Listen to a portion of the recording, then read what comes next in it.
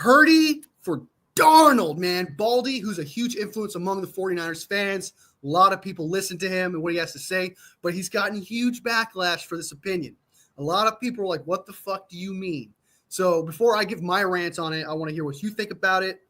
Brock Purdy flipping him for Darnold. What do you think of that? First thought, stupid. But yeah, I think it's dumb. Why would you trade Sam Darnold one good season, not great season, but good season in a new system for Brock Purdy, who has had not the best season this year, but had a great season last year, one of the top quarterbacks last season. One of the best performances of a quarterback ever had last year. And then the season before that had half a season that was really good, really great. One of the top performances. So why are we even contemplating that? Like Sam Darnold, like when he came in for Brock Purdy, he wasn't stellar. He doesn't why are we talking it baffles me why people even bring that up. Let's bring up Purdy for Patrick Mahomes, maybe. It's just like something random like that. Let's just throw some stupid crap out there like that. Like, why do people? What goes through people's minds when they're like, Sam Darnold's better than Brock Purdy? Look at him. It's like how long Sam Darnold been in the league? 8 years, I think. 8. Okay, so he has one good season. What's the percentage on that? And Purdy's had one underperforming season, and that's been this year with a team that has struggled with injuries, contract. Off the field issues. Like, and you're kidding me with this? Get out of here! Take that and throw it in the garbage. Like, whatever thought you were having, I hope you just. I hope you were off your meds or something, because that's crazy. That's Baldy is getting older, so it's that is crazy thought.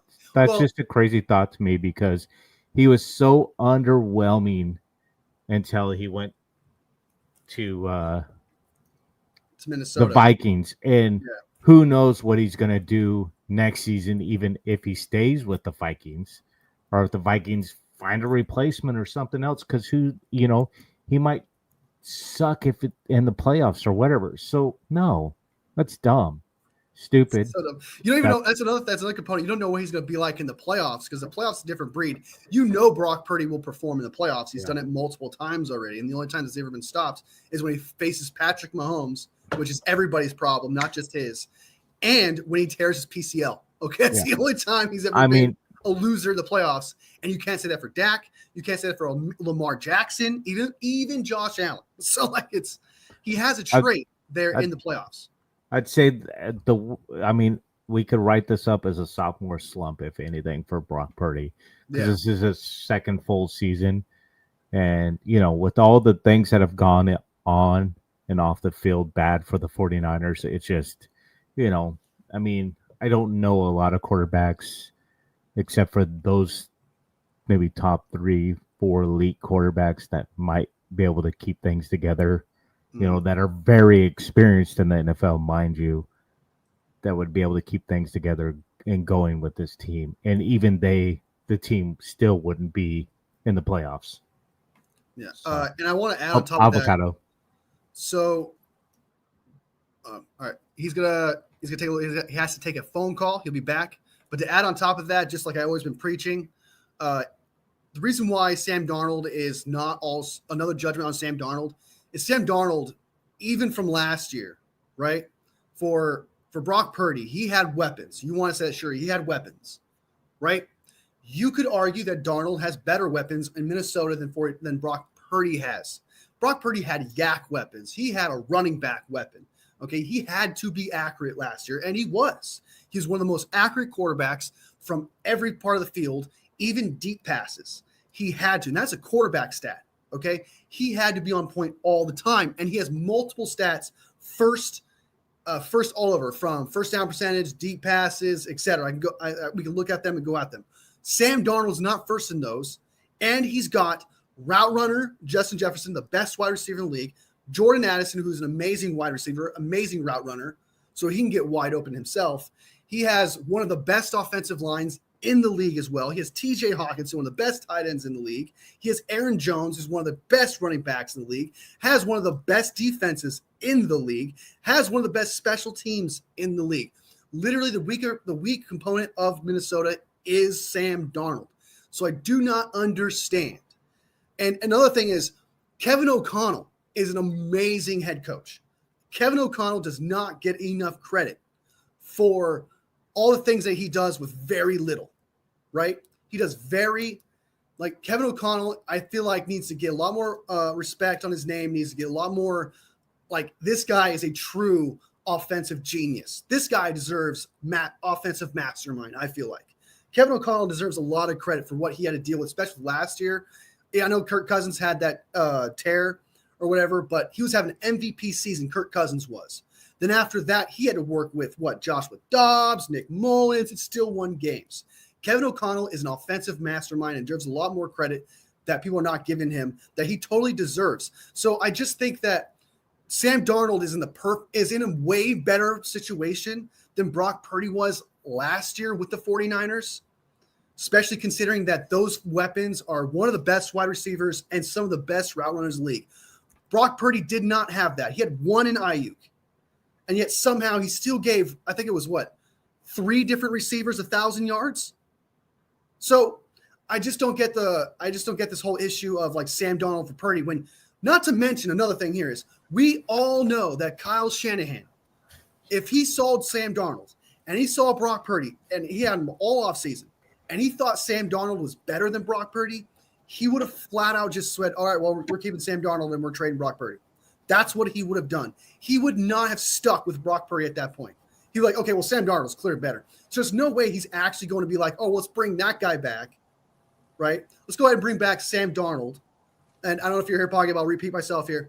The thing is, one of the things I feel like people aren't giving not Purdy for and Sam Darnold for here, not credit, but discrediting him for, is the fact that he has Justin Jefferson, who's literally one of the best route runners, best wide receivers in the league. It can just go up and get the ball, yeah. Best route runner, one of the best route runners in the league, getting open with separation.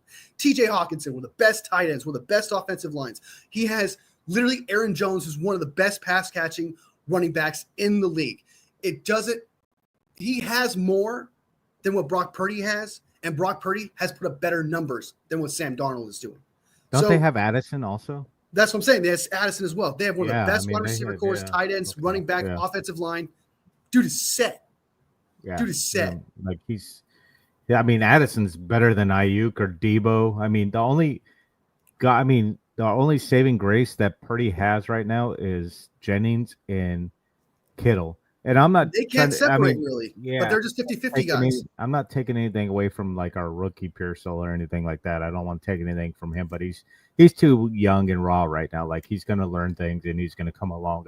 I see potential in him. But the only 2 saving graces we have right now are those 2. Kittle's definitely the MVP, I think, of the offense right now. And but yeah, I agree with you.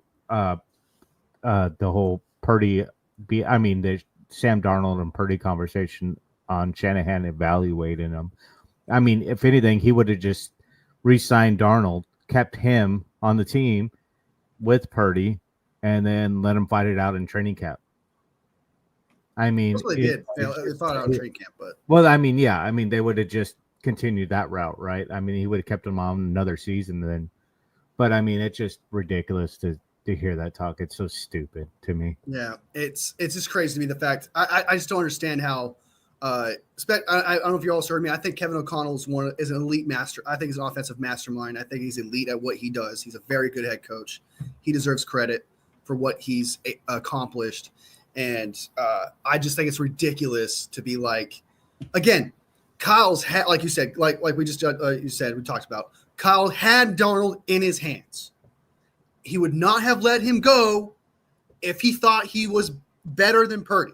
He would not have done that. The dude straight up was like, fuck you, Trey Lance. We're done with you after giving up 3 first-round draft picks. Okay? He would have stuck with him if he felt the pressure of having to keep a quarterback Kyle Shanahan has no fucking problem switching out a guy for a better guy. There's no problem with that. So it's just ridiculous. I think it's stupid talk. I think the only thing that people want to compare it to that I'm not saying we should trade for Darnold when I say this, but you would get Darnold cheaper than you would Brock Purdy, right? That's the only positive saving grace of that argument. But even then, why would you take a huge downgrade when the offensive line is atrocious right now, when the weapons still need to establish themselves, such as Pearsall and Cowling need time? And again, you cannot discredit Pearsall yet just because he didn't start practicing until week 6, week 7. We're not going to see a good product of Pearsall probably not until next year. Next year, probably. Yeah, some kind of mid season of next year. We're going to see a good product of Pearsall. Cowling may have an opportunity, but he's a 4th-round draft pick. You can't put all that onto him. So it's just – and Ayuk's coming out from the holdout, MCL, ACL. There's just so many things going up against Brock Purdy. And another thing I always say about Brock Purdy is that he's dealing with one of the slowest, last in separation weapons in the league right now.